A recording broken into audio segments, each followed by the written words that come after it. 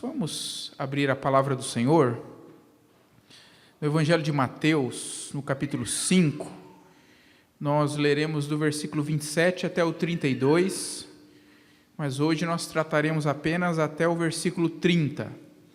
Temos nessa perícope pelo menos 3 sermões. Hoje nós trataremos do primeiro e numa próxima oportunidade trataremos do segundo e terceiro, se assim o Senhor nos permitir. E à luz desse texto, dessa perícope da palavra do Senhor, nós queremos falar sobre a pureza sexual do cristão. Já iniciamos um pouco falando aqui na semana passada a respeito do andar na luz, do andar em santidade, e vimos o que Paulo trata na carta de Paulo aos Efésios, falando de alguns pecados que nós devemos evitar. Pecados de ordem sexual e pecados também de ordem de palavras, da fala, da língua. E numa outra oportunidade nós vamos falar também sobre os pecados da língua, mas hoje nós queremos tratar sobre a pureza sexual do cristão, entendendo que o alcance da graça de Deus, o alcance da salvação para nós, abrange toda a nossa vida, abrange a totalidade do nosso ser, de maneira que não pode haver uma área sequer que não esteja subjugada, não esteja submetida ao senhorio, à pessoa de Cristo Jesus, o nosso Salvador. E a palavra do Senhor nos diz assim: ouvistes que foi dito, não adulterarás. Eu, porém, vos digo, qualquer que olhar para uma mulher com intenção impura no coração, já adulterou com ela. Se o teu olho direito te faz tropeçar, arranca-o e lança-o de ti, pois te convém que se perca um dos teus membros e não seja todo o teu corpo lançado no inferno. E se a tua mão direita te faz tropeçar, corta-a e lança-a de ti, pois te convém que se perca um dos teus membros e não vá todo o teu corpo para o inferno. Também foi dito: aquele que repudiar sua mulher, dê-lhe carta de divórcio. Eu, porém, vos digo, qualquer que repudiar sua mulher, exceto em caso de relações sexuais ilícitas, a expõe a tornar-se adúltera. Aquele que casar com a repudiada comete adultério. Amém. Vamos orar. Pai Santo, Deus querido, nós colocamos mais uma vez nosso coração, nossa vida diante do Senhor em oração, e diante da Tua palavra nós suplicamos que Tu venhas falar conosco, que o Senhor continue ministrando aos nossos corações aquilo que nós precisamos ouvir, para que tenhamos uma conduta que, de fato, vive esta novidade de vida que o Senhor tem para nós, que anda na luz e que busca a santificação a cada dia no Senhor. Fala conosco, ministra a Tua igreja, é o que clamamos a Ti em nome do Senhor Jesus. Amém. Meus irmãos, falando sobre a pureza sexual do cristão, nós vamos olhar para a palavra de Deus e vamos encontrar o chamado que o Senhor Deus tem para as nossas vidas, o chamado do Senhor para cada cristão. Cada cristão é chamado a uma vida de pureza sexual, evitando o pecado a todo e qualquer custo, tanto íntima quanto socialmente. E quando nós olhamos para esse texto da palavra do Senhor, que Jesus vem aqui no Sermão do Monte fazer algumas correções a interpretações erradas que os fariseus atribuíam à lei do Senhor que já havia sido entregue ao povo, nós vamos ver que o Senhor ele não apenas corrige, mas ele traz o espírito da lei, ele traz de fato a motivação, o interesse do Senhor por trás desta lei, para que de fato os discípulos, os cristãos, aqueles que são filhos de Deus, possam ouvir do Senhor e possam obedecer e fazer aquilo que o Senhor deseja que nós façamos. Nesta sessão, que podemos chamar a sessão da lei e a sua interpretação correta, que compreende aqui dos versículos 17 até o 48, nós vamos ver que do 21 até o 48, Jesus ele aborda e ele interpreta 5 questões que estavam sendo interpretadas erroneamente pelos fariseus. E Jesus, então, ele vem e ele completa, ou seja, ele traz o sentido real da lei e ele se revela aos discípulos, se revela a nós também, como o perfeito legislador e aquele que é perfeitamente o cumpridor da lei do Senhor. A forma do ensino de Jesus nesse trecho maior que compreende os versículos 21 a 48, funciona assim. Há uma fórmula, há uma expressão que ele usa, ouvistes o que foi dito, e ele então cita a lei e às vezes cita alguns acréscimos que foram colocados pelos fariseus, e em seguida ele diz, eu, porém, vos digo. E ele então faz a correção que ele tem que fazer e apresenta a interpretação correta daquilo que realmente é a intenção de Deus por trás do mandamento dado. Nessa perícope, nesse trechinho em questão que nós acabamos de ler, Jesus ele trata o que a lei fala sobre adultério, divórcio e novo casamento. Como eu falei, é um assunto muito amplo e hoje nós apenas abordaremos a questão da pureza sexual do cristão, ficando a questão do divórcio e novo casamento para um outro sermão, numa outra oportunidade. A intenção de Jesus é trazer o ensino por trás do mandamento, no que concerne a pureza do cristão, tanto em seu íntimo como em sua vida social e conjugal. E nós vamos tratar então acerca desta pureza, acerca deste chamado do Senhor para as nossas vidas. E o primeiro ensino que o Senhor traz para as nossas vidas, ele vai nos falar sobre a intenção pecaminosa. E os versículos que falam sobre essa intenção pecaminosa são aqui os versículos 27 e 28, quando o Senhor no versículo 27 está nos dizendo, ouvistes o que foi dito. E ele cita aqui então a lei, não adulterarás. Não adulterarás é uma citação de Êxodo 20:14, o decálogo, os 10 mandamentos, onde o Senhor já havia transmitido esses mandamentos ao povo de Deus, dizendo, olha, não adulterarás. E é também uma citação de Deuteronômio 5:18, que é onde nós encontramos a repetição da lei. Não sei se você já ouviu falar sobre isso, já leu sobre isso, mas o Deuteronômio é uma repetição da lei que o Senhor já tinha entregue ao povo. Vemos que por toda a Escritura, esta repetição é um processo que contribui para o aprendizado. Você vai vendo, vai ouvindo de novo, até que você aprende e compreende aquilo que Deus está nos ensinando. E Jesus, ao fazer essa citação, dizendo, não adulterarás, ele está trazendo a lei de Deus. Está dizendo, olha, vocês ouviram, foi dito isso, Deus disse isso. E a interpretação comumente usada, que os fariseus, escribas lançavam mão desse princípio da lei, visava apenas o âmbito exterior, o ato pecaminoso em si. Em outras palavras, quando o fariseu estava dizendo assim, olha, não adulterarás, ele estava mirando, ele estava focando no ato pecaminoso em si, estava olhando para aquele que de fato ia e cometia o ato em si fisicamente. E nós vamos ver que no versículo 28, Jesus vai trazer uma interpretação que vai aprofundar ainda muito mais esse mandamento, dizendo que não é apenas o âmbito ou o aspecto exterior, mas tem muito mais por trás disso. E o Senhor deseja trazer esse ensino. E o versículo 28 ele diz, eu porém vos digo, qualquer que olhar para uma mulher com intenção impura no coração, já adulterou com ela. O que ele está dizendo, na sua interpretação, é que o pecado ele vai além do exterior, vai além do ato pecaminoso em si. Ele condena até mesmo as intenções mais secretas do coração.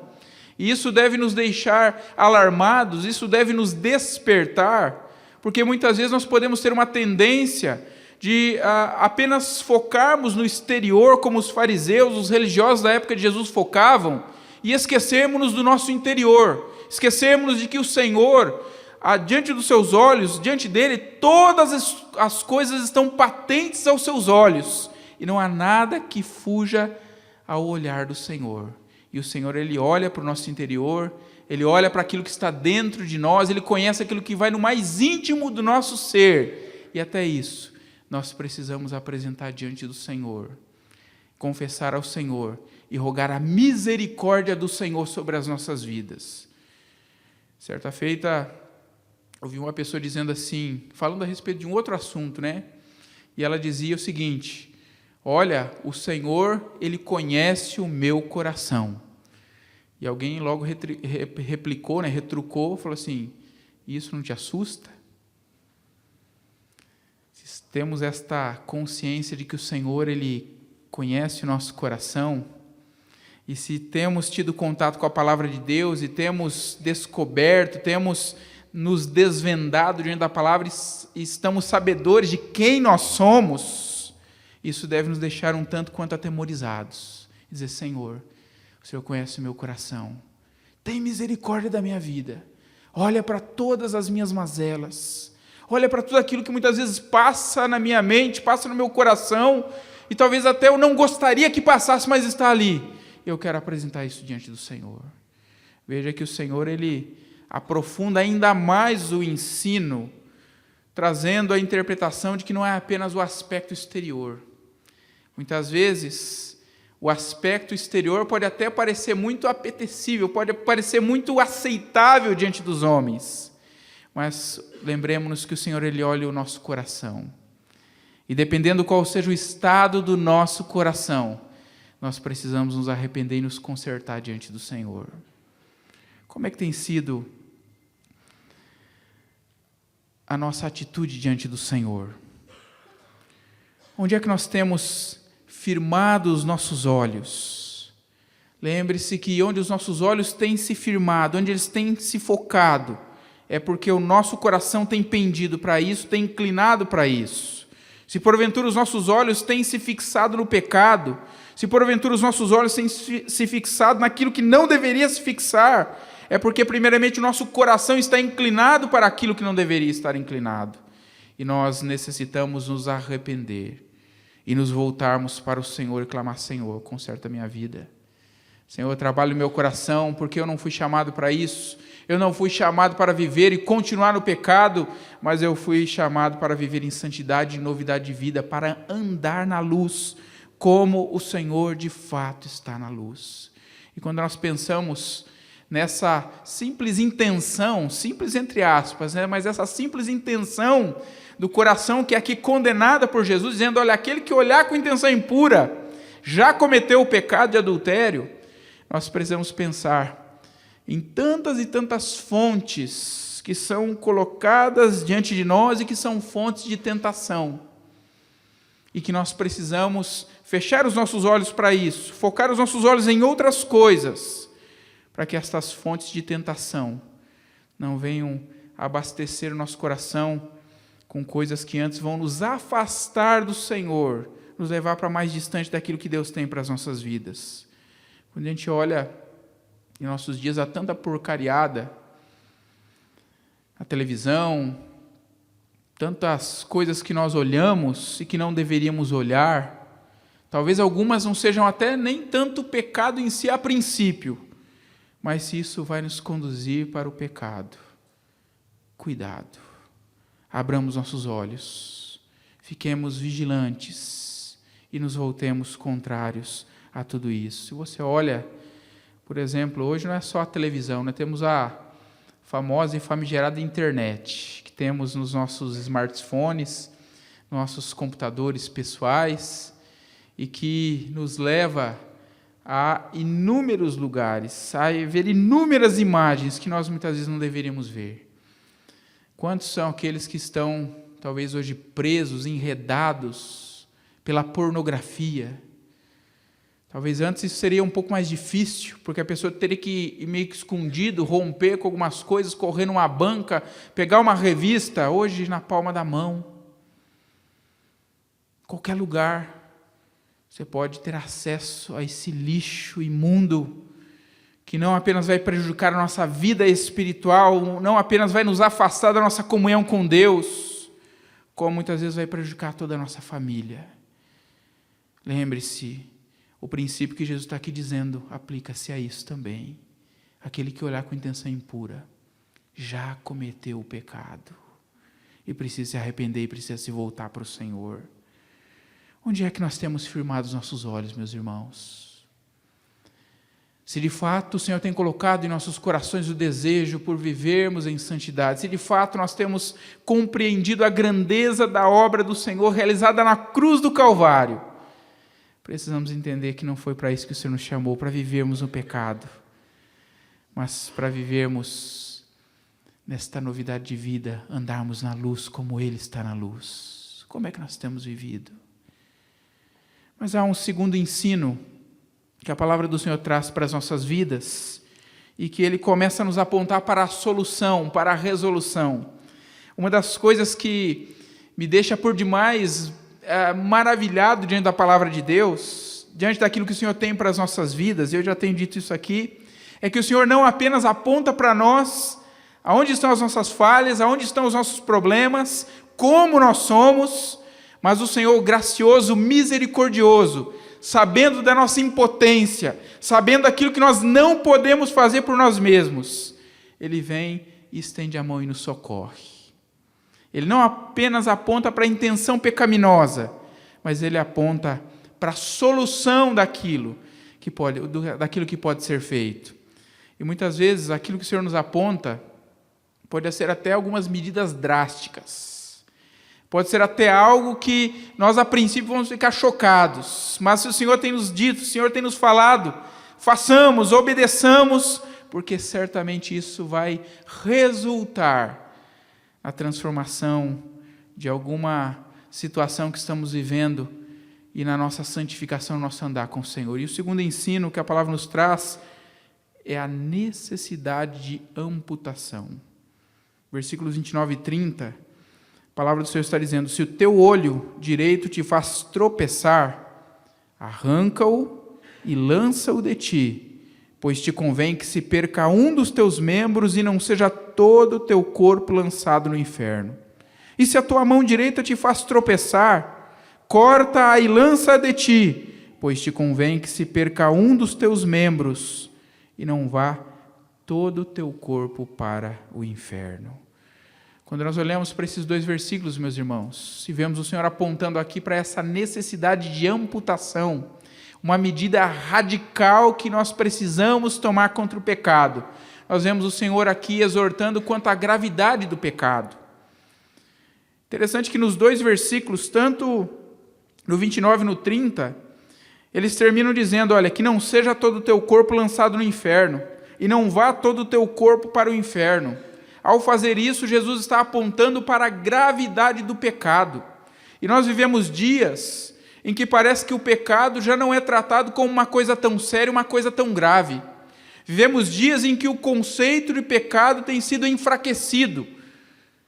Estava ouvindo um pregador falando a respeito daquele hino Maravilhosa Graça, em que ele dizia o seguinte: maravilhosa graça, antigamente se cantava, que salvou este miserável pecador. Passou um tempo, começaram a se cantar esse cântico dizendo assim, maravilhosa graça que salvou esse pecador. Ele é pecador, mas não é tão miserável assim. Passou-se um tempo, começa a se cantar, maravilhosa graça que salvou este homem. Ele é um homem, mas já não é mais tão pecador, né? Não é peca, mas não é tanto assim. E ele fica imaginando, e o pregador vai dizendo que talvez vai chegar um tempo que vamos dizer assim, maravilhosa graça, ou graça não tão maravilhosa assim, que salvou esse maravilhoso homem. O que é isso, meus irmãos? Senão um desvio doutrinário, uma falácia contrária ao ensino das Escrituras, o enfraquecimento do conceito do pecado. E como já temos falado aqui, você pode até mudar o nome, pode dar até outro nome para o pecado, mas ele continua sendo pecado, ele continua gerando morte, ele continua nos separando de Deus, ele continua sendo grave, ele continua sendo condenado pela palavra de Deus, e nós precisamos ouvir aquilo que o Senhor está nos dizendo, nos voltarmos para o Senhor, para que daí então sejamos livres das consequências terríveis do pecado. Veja que o Senhor também, além de enfatizar a gravidade do pecado, ele vai enfatizar a radicalidade devida para com o pecado. Ninguém pense, ninguém se engane que o Senhor esteja aqui ensinando, olha, se o teu olho te faz tropeçar, chega em casa e arranca os teus olhos, literalmente, ou corta o seu braço, ou corta a sua perna. Não, o Senhor está falando, lançando mão desta figura, para falar-nos quanto à radicalidade que nós devemos ter para com o pecado.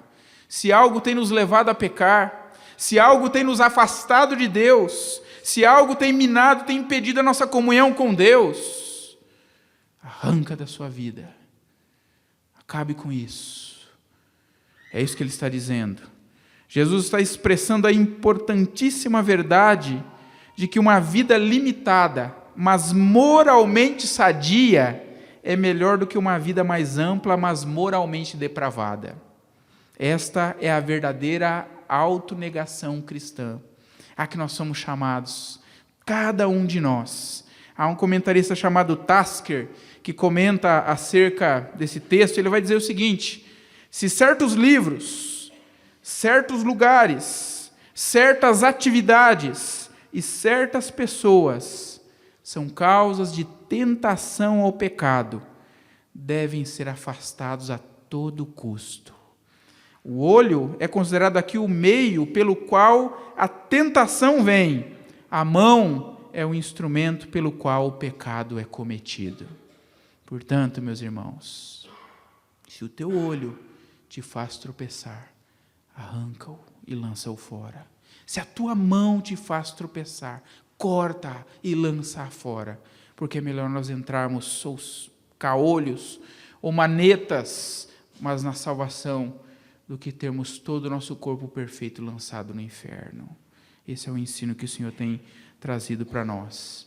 Uma outra expressão que chama-nos também a atenção nesse texto é quando ele usa a expressão te faz tropeçar. Se o teu olho te faz tropeçar, se a tua mão te faz tropeçar, a palavra no original pode ser traduzida também por escândalo, é o escandalon.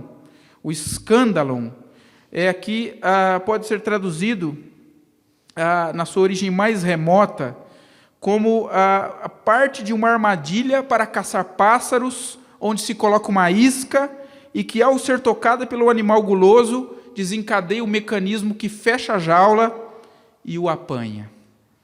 Muitas vezes, aquilo que nos faz tropeçar é uma isca, é ali de uma armadilha que vai nos prender a algo e vai prejudicar a nossa caminhada cristã.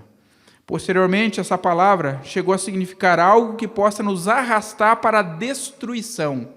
Quando eu penso nisso, na minha mente vem duas figuras. A primeira figura é de uma pedra oculta em um atalho e um caminho pelo qual alguém vai passar e vai tropeçar. Ou uma corda estendida através do caminho por onde devemos passar e aquilo está posto ali deliberadamente. E quando nós passamos, nós tropeçamos e nós caímos e nós temos o nosso caminhar, a nossa trajetória, a nossa viagem interceptada, interrompida por aquele tropeço. Se nós temos plena convicção daquilo que estamos fazendo, de para onde estamos indo, de caminharmos rumo ao Senhor, nós precisamos afastar das nossas vidas tudo aquilo que pode ser motivo de escândalo, tudo aquilo que pode ser tropeço para a nossa caminhada cristã. O escândalo é a pedra de tropeço, é aquilo que nos dá a rasteira, que nos faz cair, que nos arrasta para a ruína. É oportuno, meus irmãos, à luz da palavra, mais uma vez investigarmos o nosso coração. Será que existe algo nas nossas vidas que tem sido causa de tropeço? Será que existe algo na sua vida que você deva tomar e lançar fora, para que você não mais tropece caminhando rumo ao Senhor e aquilo que Ele tem para as nossas vidas? O que é que tem te feito tropeçar? O que é que tem te levado, quem sabe, ao pecado? Que nós possamos atentar para aquilo que o Senhor tem chamado nas nossas vidas. É evidente que as palavras de Jesus estão aqui chamando a nossa atenção para essa radicalidade devida para com o pecado. Há coisas que nós precisamos extirpar definitivamente, cirurgicamente das nossas vidas. Quando se trata de tentação, quando se trata de pecado, não é aquilo que eu aguento, ou não é até onde eu aguento. Diante do pecado, diante da tentação, nós não somos chamados a resistir. A palavra nos ensina a fugir. Isso me lembra a história daquele cocheiro que queria ser contratado por um rei, e o rei resolveu fazer um concurso, e ele começou a perguntar para todos os seus cocheiros, falou: quanto é que você consegue passar mais perto do abismo sem cair? E alguém disse: olha, eu passo meio metro. O outro disse: eu passo, 10 centímetros. O outro disse: olha, eu passo 1 centímetro. E chegou um que disse: olha, eu passo o mais longe que eu puder. Não é preciso dizer que aquele que passava mais longe foi aquele que foi contratado. Porque, afinal, o teste do rei não revelou-se um teste de perícia, um teste de destreza e habilidade, mas revelou-se um teste de prudência. E com o pecado nós não podemos brincar. Diante das tentações nós precisamos ser prudentes.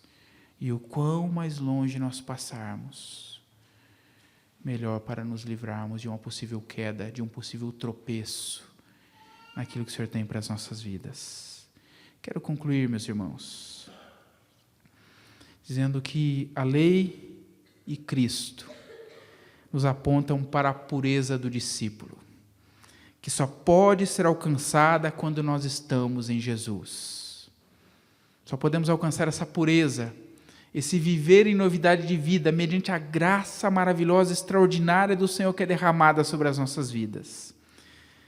O pastor Dietrich Bonhoeffer, pastor que foi preso, acusado de espionagem, mas na verdade que foi preso por pregar o Evangelho, no seu livro chamado Discipulado, ele diz o seguinte: a respeito dos que pertencem a Cristo, o apóstolo afirma que crucificaram a carne com as suas paixões e concupiscências. Ou seja, é somente no corpo martirizado e crucificado de Jesus Cristo que se cumpre essa lei do Antigo Testamento. É pela contemplação do corpo de Jesus, pela comunhão desse corpo, que os discípulos têm a força para a castidade exigida por Jesus. Meu irmão, minha irmã, é somente pela graça do Senhor. O Senhor olhou para as nossas vidas, olhou para a nossa incapacidade, para a nossa incompetência, olhou para a nossa inabilidade para lidarmos com o pecado.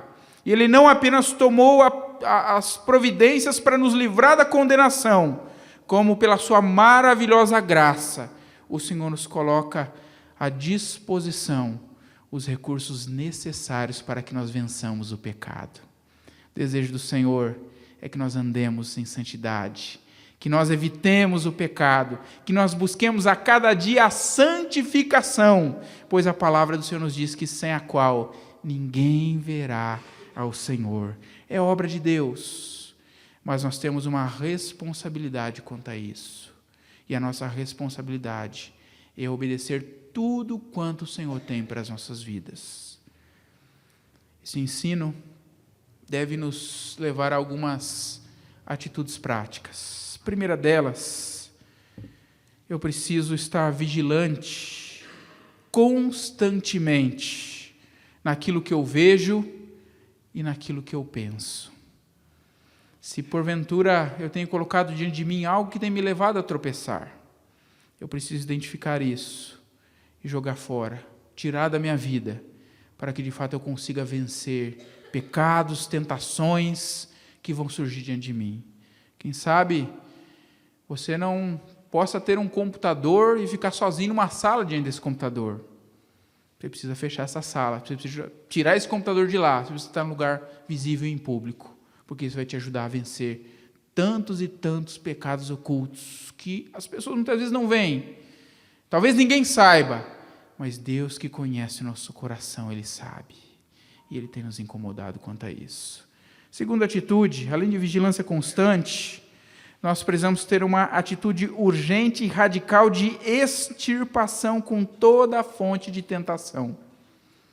Uma vez que eu identifico, eu vou tomar providências para que aquelas fontes sejam minadas e o meu coração possa ser, assim, preenchido por aquilo que de fato vai me fortalecer para a caminhada cristã. Por fim, eu preciso renunciar a toda a cobiça e o egoísmo. Nós vivemos numa sociedade tão egoísta, tão cobiçosa, tão hedonista, tão voltada para os prazeres, para o aqui e agora, que não é novidade que muitas vezes possamos estar sendo seduzidos por esse tipo de vida, por esse estilo de vida, por esse comportamento contrário à palavra de Deus. E a palavra do Senhor nos chama, se somos discípulos do Senhor, se somos filhos de Deus, a renunciarmos a tudo isso e a nos voltarmos para o Senhor. É preciso que nós entendamos, internalizemos a verdade de que a verdadeira satisfação da vida está somente em viver para Cristo e servir a Cristo. Quando nós entendemos isso, meus irmãos, fica mais fácil nós renunciarmos ao que quer que seja, para de fato vivermos como o Senhor deseja que nós vivamos. Que o Senhor nos abençoe.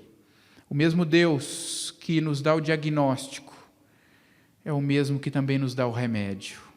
Muitas vezes o remédio pode até ser amargo, mas esse remédio dado por Deus que é amargo é o que vai produzir a cura e a restauração nas nossas vidas. Que nós nos coloquemos diante do Senhor e nos voltemos para Ele a cada dia. Amém. Vamos orar mais uma vez. Pai Santo, nós nos colocamos diante do Senhor, rogando a Ti, ó Deus, que Tu tenhas misericórdia das nossas vidas. Pai amado, nós Te louvamos porque muitas vezes o Senhor nos repreende, o Senhor nos corrige, o Senhor nos exorta, mas é porque o Senhor nos ama e é por causa desta obra extraordinária que o Senhor tem realizado nas nossas vidas. Pai, eu quero clamar ao Senhor que o Senhor passe em revista aos nossos corações, em revista, Senhor, a Tua igreja nesta noite, que, ó Deus, a Tua palavra, através do Teu Espírito Santo, possa fazer uma varredura geral na nossa alma. E se porventura for ali encontrado algum tipo de impureza, ó Pai, remova, Senhor. Que nós possamos lançar a mão da Tua palavra e como um bisturi celestial, possamos amputar tudo aquilo, Senhor, que prejudica a nossa comunhão com o Senhor. Pai, leva a Tua igreja, Senhor, a um andar em santidade, a andar na Tua presença e a cada dia estar sendo aperfeiçoada, santificada pelo Senhor, até aquele grande e glorioso dia em que o Senhor há de apresentá-la ao noivo, santa, sem ruga, sem defeito, perfeita para o Senhor. Clamamos a Ti, Senhor, fica conosco, em nome de Jesus. Amém.